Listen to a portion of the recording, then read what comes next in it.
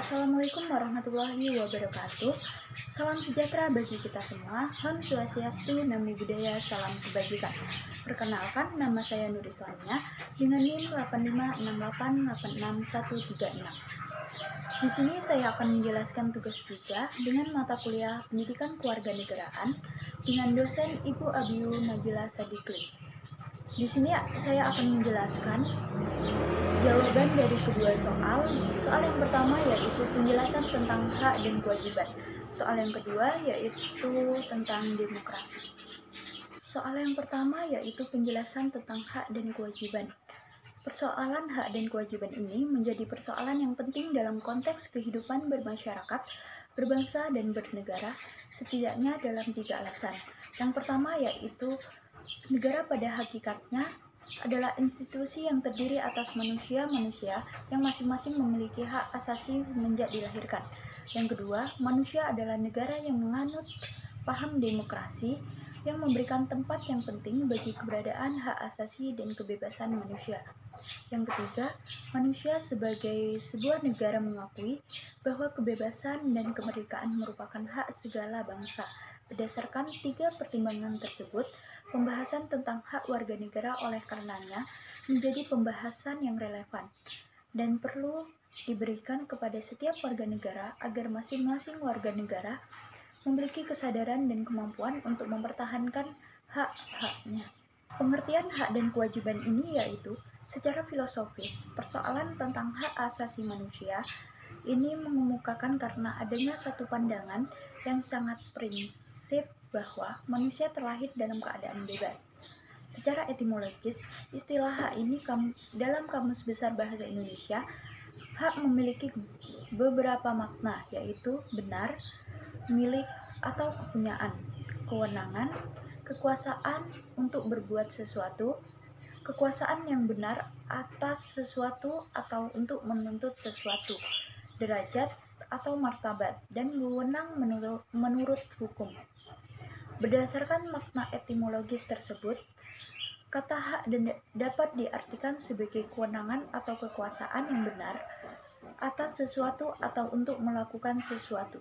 Secara historis, hak asasi manusia sebagai gagasan paradigma serta kerangka konseptual muncul dalam proses yang sangat panjang. Konsep ini tidak muncul atau lahir secara tiba-tiba, sebagaimana kita lihat dalam Universal Declaration of Human Rights 10 Desember 1948, namun melalui suatu proses yang cukup panjang dalam sejarah peradaban manusia. Menurut konstitusi Prancis, yang dimaksud dengan hak-hak asasi manusia adalah hak yang dimiliki manusia menurut kodratnya yang tidak dapat dipisahkan dengan hakikatnya. Dalam rangka konseptualisasi dan reinterpretasi terhadap hak asasi yang mencakup bidang yang lebih luas itu, Franklin D. Roosevelt, Presiden Amerika pada permulaan abad ke-20, memformulasikan 4 macam hak asasi yang kemudian dikenal dengan the Four Freedoms. Yang pertama yaitu freedom of speech, yaitu kebebasan untuk berbicara dan mengemukakan pendapat. Yang kedua, freedom of religion, yaitu kebebasan beragama. Yang ketiga yaitu freedom for fear, yaitu kebebasan dari rasa ketakutan.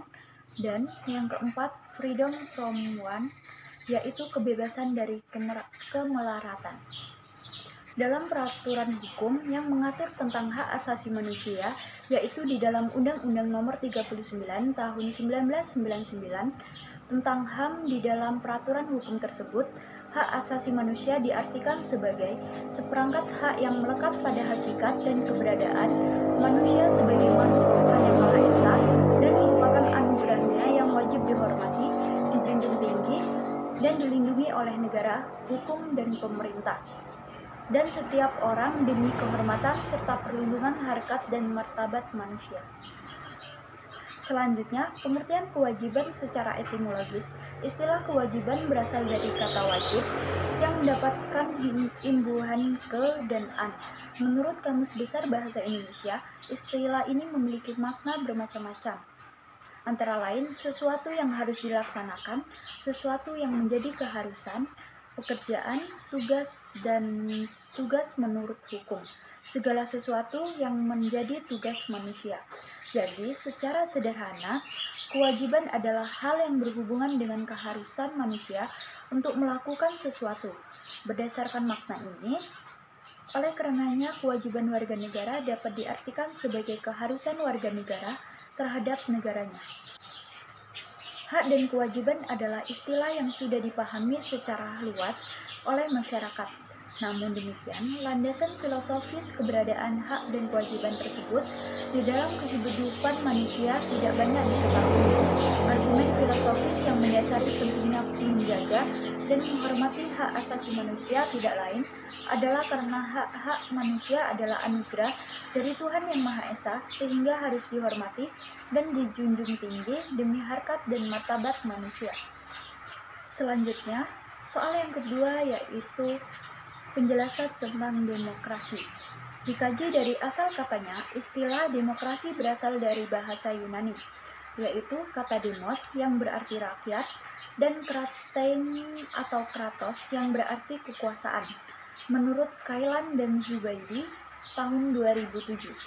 Berdasarkan arti kata secara etimologis tersebut, dapat disimpulkan bahwa kata demokrasi secara umum berarti kekuasaan rakyat atau rakyat berkuasa, yang dalam bahasa Inggris sering disebut dengan ungkapan government of rule by the people. Melihat definisi demokrasi secara etimologis tersebut, dapat diketahui bahwa di dalam sistem demokrasi, rakyat adalah figur utama yang memegang peranan penting. Menjadi masuk akal oleh karenanya ketika Abraham Lincoln secara singkat mendefinisikan demokrasi ini sebagai pemerintahan dari rakyat, oleh rakyat dan untuk rakyat. Negara demokrasi adalah negara yang diselenggarakan berdasarkan kehidupan dan kemauan rakyat. Demokrasi termasuk dalam sistem politik yang tua yang sudah berkembang sejak masa Yunani kuno. Konsep demokrasi semula lahir dari pemikiran tentang hubungan negara dan hukum pada masa Yunani kuno dan dipraktikkan dalam hidup bernegara antara abad ke-6 hingga abad ke-4 sebelum Masehi. Dalam catatan sejarah, kehidupan masyarakat di Yunani kuno adalah tempat berkembangnya gagasan tentang demokrasi. Dengan demokrasi, manusia berusaha menyusun sebuah sistem pemerintahan yang seadil-adilnya yang memperlakukan setiap warga negara secara sama. Masing-masing warga negara memiliki kebebasan yang sama dan sekaligus juga kesempatan yang sama untuk ikut menentukan jalannya pemerintah. Demokrasi meskipun sudah muncul sejak masa Yunani kuno, keberadaannya sebagai sistem politik mengalami pasang surut di sepanjang sejarah. Gagasan demokrasi pada masa Yunani kuno mengalami masa surut pada saat bangsa Romawi dikalahkan oleh suku Eropa Barat. Masa Renanse adalah masa ketika orang mematahkan semua ikatan yang ada dan menggantikannya dengan kebebasan bertindak yang seluas-luasnya, sepanjang sesuai dengan apa yang dipikirkan. Semboyan, beranilah berpikir, menjadi semboyan yang sangat diagung-agungkan pada masa Renanse tersebut. Perkembangan demokrasi modern di kalangan masyarakat Eropa menjadi semakin kuat dan ketika dalam kehidupan spiritual masyarakat Eropa terjadi reformasi. Demokrasi menjadi fenomena politik global sehingga demokrasi pun pada akhirnya menjadi bahan kajian dan pembahasan banyak tokoh. Istilah demokrasi secara singkat dapat diartikan sebagai pemerintahan atau kekuasaan dari rakyat, oleh rakyat, dan untuk rakyat. Perkembangan lain yang dapat dicatat di dalam sejarah, demokrasi adalah tentang sifat langsung dan tidak langsung.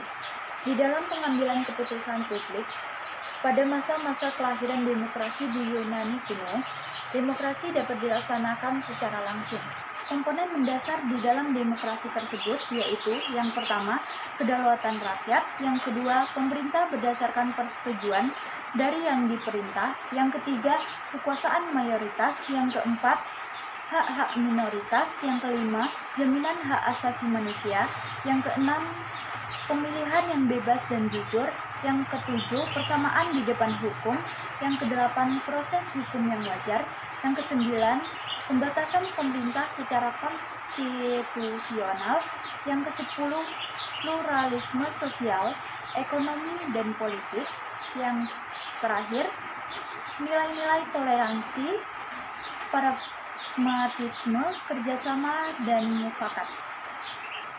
Berbagai macam prinsip dan budaya demokrasi sebagaimana dikemukakan di atas adalah prinsip dasar yang harus dipenuhi oleh sebuah negara untuk dapat disebut sebagai negara demokrasi.